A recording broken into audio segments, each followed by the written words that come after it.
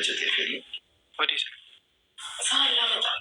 በአንድ ብሉ እንጂ ምንድን ነው ደግሞ?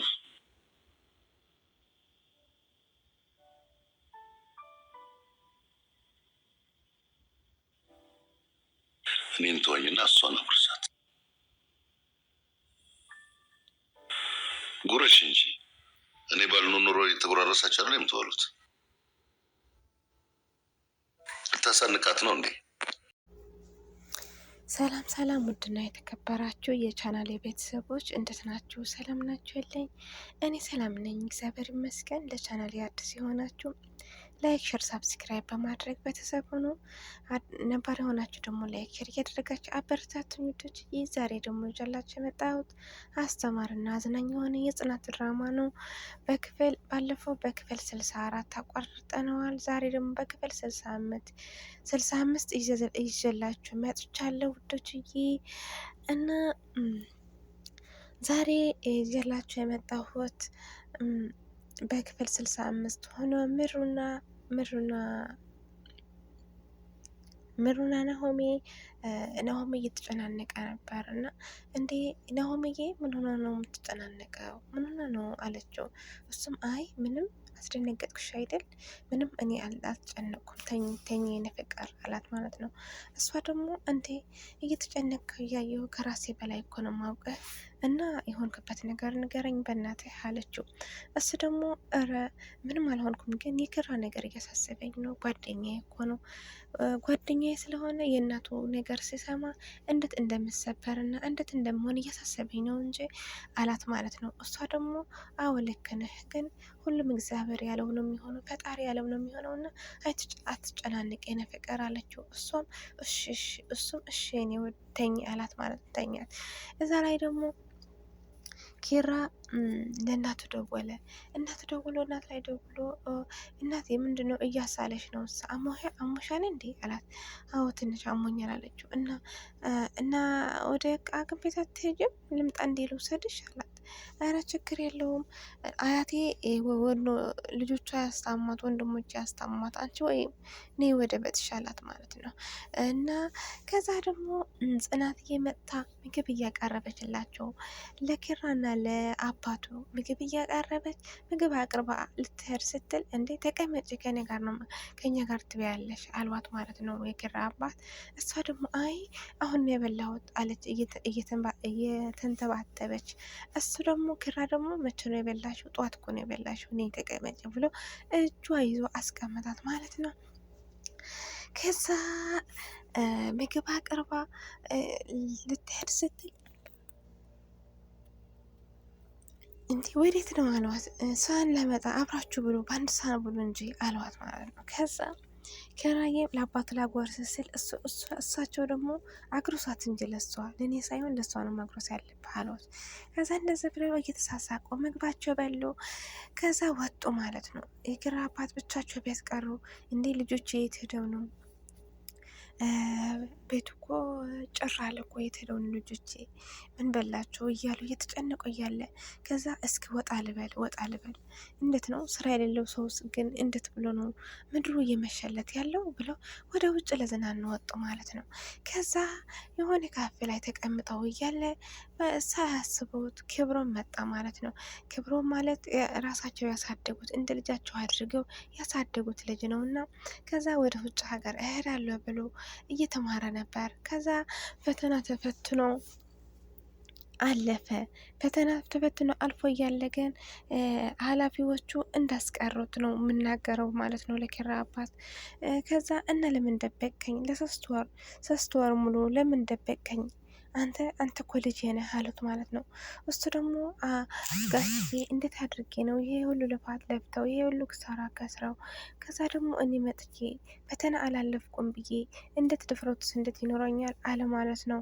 እሳቸው ደግሞ እኔ ያልኩ ከበድከኝ ያልኩ እኔ እኮ ልጅ ነህ፣ ልጅ እስከሆንክ ድረስ ማንም ይሆን ምን እንደ ለእኔ ምንም አይደለም አሉት ማለት ነው። እኔ እኮ ኩሩቤል እኮ ከአንተ ብዙ ይማራል ብዬ ማስብህ ልጅ እኮ ነህ፣ እንዴት እንደዚህ ታደርጋለህ አሉት ማለት ነው። ከዛ አሁን ተነስና ሻወር አድርግ አሉት። አይሆንም ማለት ተነስ አሉት። ከዛ እሱም ተነስቶ ሄዶ የኪራ ምኝታ ክፍል ላይ ተኛ ማለት ነው። ኪራ ጽናት ኪራ መጣ። ኪራ መጥቶ ጽናት ላይ ሄዶ ምን መጣህ አለችው። ናፈቅሽኝ ፍቅር አላት። እሷ ደግሞ አይ ሞዛዛ ከአሁን በኋላ አትማዘዝ ሂድ አለችው።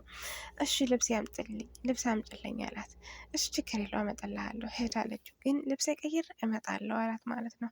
እሷ ደግሞ እሺ አለችው። ሄደ። ወደ ክፍሉ ሲገባ ክብሮም ተኝተው አገኘው ማለት ነው።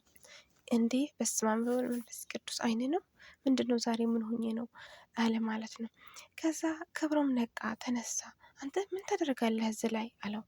አይ ምንም እዚህ ላይ ሳይሆን ኢትዮጵያ ላይ ምን ታደርጋለህ? ውጭ ሀገር ሄደህ አልተባልክም እንዴ አለው። አይ እንዳሰብከው አይደለም፣ ህይወት እንዳሰብካት አይደለችም። ይኸው ሳላስበው ከጋሽዬ ጋር የሆነ የሆቴል እየተቀመጥኩ ነበር። ከዛ ብር ስጨርስ በቀን ስራ እየሰራሁ ቤት እየተከራየሁ እኖር ነበር። ከዛ ሳላስበው በአንድ ሆቴል ላይ ከጋሽዬ ጋር ተገናኘው። ጋሽዬ ደግሞ ወደ ቤታቸው ይዘውን መጡ አለው ብሎ ነገረው ማለት ነው። ከአሁን በኋላማ በአንተ ምክንያት ደስታዬ ማጣት አልፈልግም። እዚህ ላይ መቀመጥ ይቀርና አታድራትም አለ ማለት ነው። ኪራ አኩርፎ ከዛ ዝም አለ። ክብሮም ዝም አለ። ወደ ለአባቴ እነግረዋለሁ ብሎ ሲሄድ ለአባቱ ለምንድን ነው የመጣ ክብሮም አለው። ክብሮም እኮ ወንድምህ ነው፣ ለምንድን ነው እንደዚህ የምታደርገው? እናንተ እኮ ወንድማሞች ናችሁ ብሎ አስማማቸው ማለት ነው። ኪራ ግን ልስማማ አልቻለም። እሺ ይቅርታ አድርግለት አለው። እሱም እሺ ይቅርታ አድርጌታለሁ አለው። ከአንገት በላይ ነው። እሱ ደግሞ አባቱ ደግሞ አይ እንደዛ አይደለም ይቅርታ ማድረግ ግን ለማንኛው ከአሁን በኋላ ወንድማሞች ናቸው እንደዚህ እንዳታደርጋለሁ። እሺ ብሎ ሄደ። ጽናትና እንደዚህ እየተነጋገሩ እያለ በመሀል ጽናትና ሰን መጥቶ አይ ያልሆነ ቦታ ነው የመጣ ነው ማለት ሰዓታችን አልጠበቅንም ብለው ተመለሱ። ሄዶ እዛ ላይ ጠብቁን አላቸው ማለት ነው የኪራ አባት። እሺ ብለው መኝታ ክፍላቸው ላይ ገብተው እየጠበቁ እያለ ጽናት ወጣ። ስትሄድ ክብሮም መጣ። ሰኒ እዛ ላይ እያለች ማለት ነው። ክብሮም እባላለሁ ልውጣልህ አለችው። እሷ አይ ችግር የለውም ሰው ማልፈልግ ቢሆን ኑሮ እኮ ሳይሽ ነው ወጥቼ የሚሄደው የነበረው። ክብሮም እባላለሁ አለ። እሷም ሰኒ እባላለሁ ብለው ተዋወቁ ማለት ነው። መልካም ትውውቅ ብለናል። ሰኒዬም ሲንግል ነው የነበረችው። ክብሮምና ሰኒ እንደምጣመሩ ተስፋ እናደርጋለን እያለን ነው ለወደፊት እና እንደዛ ብለው እየተጫወቱ እያለ እስከ መተዋወቂያ ያህል ተዋውቀው ከዛ ኪራ ለጽናት ጠራት ማለት ነው። ጠርቶ እኔ ይሄ ልጅ በፍጹም እዚህ ላይ እንድቆይ አልፈልግም አላት። እንዴ ኪራዬ ለምንድን ነው እንደዚህ የምትለው አለችው። በእኔ እምነት የለህም እንዴ አለችው። ላንቺማ ከራሴ በላይ አምንሻለሁ እና እንደዚህ እዚህ ላይ ብቀመጥ ህይወቱ እስከምረጋጋ ህይወቱ እስከምለወጥ ስራ እስከሚያገኝ እዚህ ላይ ብቆይ ክብሮም ወንድም አይደል እንዴ ምን አድርገው ነው አለችው ማለት ነው። እሱ ደግሞ አይ ካልሽስ እሺ ለራሳችን እኮ ነው መልካም ብናደርግ መልካም ብንሰራ እኮ ለራሳችን በኋላ ይከፈልልናል። ለምንድን ነው እንደዚህ የምትለው አለችው። በቃ እሺ ችግር የለውም እሺ ተስማምቻለሁ ብሎ ወደ ክብሮም ሄደ ማለት ነው። ክብሮም ላይ ገብቶ ሲቀመጥ አሁን እወጣልሃለሁ ብቻ ክፉ ቃል እንዳትናገረኝ አለው ማለት ነው። ክብሮም ተሳቆ እሱ ደግሞ አይ አሁን ክፉ ቃል ልናገርህ አይደለም እስከፈለግከው ድረስ እዚህ ላይ መቀመጥ ትችላለህ አለው ማለት ነው። እንዴ አሁን አይደለ እንዴ ክፉ ቃል እየተናገርከኝ የነበረ በአንዴ ምን ቀየረህ አለው ማለት ነው። እሱ ደግሞ ወፏ መከረችኝ አለው።